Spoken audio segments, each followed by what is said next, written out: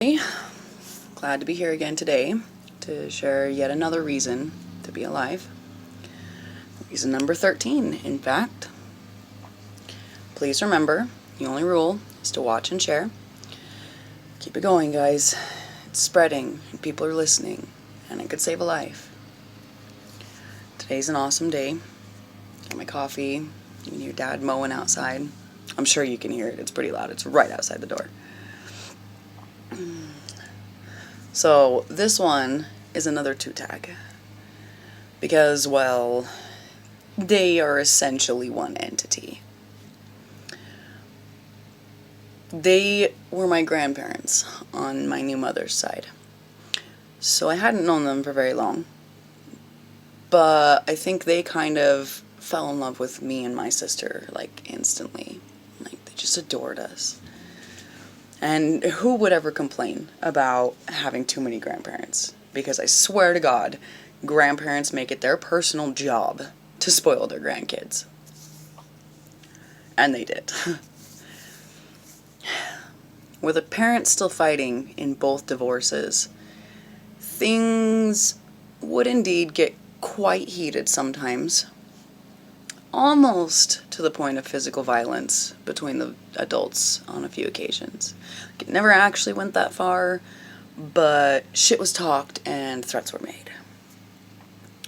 There were several times that multiple family members would get involved in these fights. And if there is one thing that I know about my grandmother, even now, years later, it's that she does not ever back down from a fight. And she could not stand when my parents would fight and my mother would talk her shit. My newfound mother certainly got her temper from her mother, my grandma. And they were both such fighters, literally, at one point in their lives. And my grandpa, too. Her husband, he doesn't mess around when it comes to fighting either. He's been a scrapper part of his life as well. So, all of a sudden, I had these three new people that were willing and able to literally go to blows over someone hurting me. Based on my life before them, to even begin to describe how that felt, to have people that were willing to fight and spill blood for my sake, for my heart. Truth is, I know both my grandparents, my grandmother especially, can get really heated and can say some terrible things. But there's also the side of them that went camping with us more times than I can remember. That taught us to ride in the boat and on the tubes behind the boat, and how to fish in the boat, and how to drive four-wheelers, and teaching us about different animals and plants, and just being there and having fun. My most favorite time ever was our camping trip to Oneida. We stayed there for 2 weeks, just camping. Baby brother was going through a weird phase of eating dog food that year for some reason. Me and little brother were still in the middle of our dangerous and daring years. It was also the year little sister got to fire a 9mm handgun for the first time. And the whole fam camped in the same spot together. Mom and Dad and baby in one camper, Grandma and Grandpa in the other camper, and little brother, little sister, and me were all in the big tent between them. And it was such a great summer. And my absolute favorite memory, she's gonna kill me for telling you all this on this video, but I love her and I don't care. There was one night, middle of the night, it's dark as shit. I'd been asleep, and I woke up to something, but I couldn't figure out what it was, so I listened closer. Through the tent, I realized it was Grandma's voice, but I couldn't understand what she was saying. And as she got louder and more agitated, I heard her more clearly. She had let her dog outside.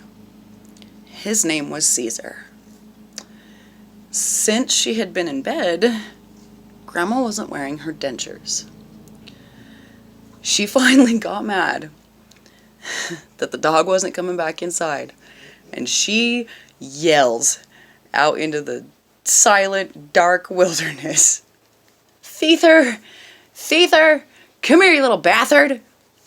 I fucking lost it. It was the funniest moment, and I adored her so much. It was great. It was my favorite time camping, and I know you hate me for that, but I love you.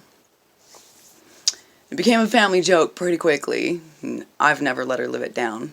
I tease her and joke about it still, because I know how much she loves us.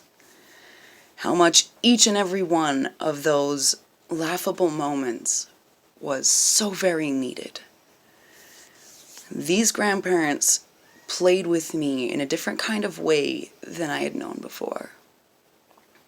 And the fact that both were willing to legitimately fight for me made a huge impact.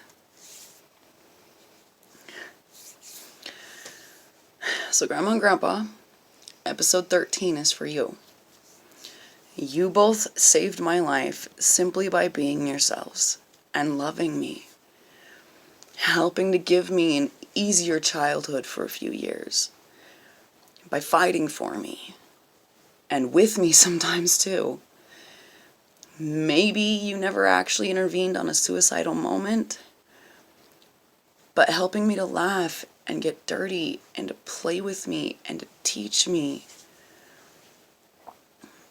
You helped keep me from some of those moments. All of those moments mattered. You helped keep my demons at bay, just by being you. I love you both, and you will always matter in this world. Thank you for existing and being exactly who you are. Episode 13, Dan and Cheryl.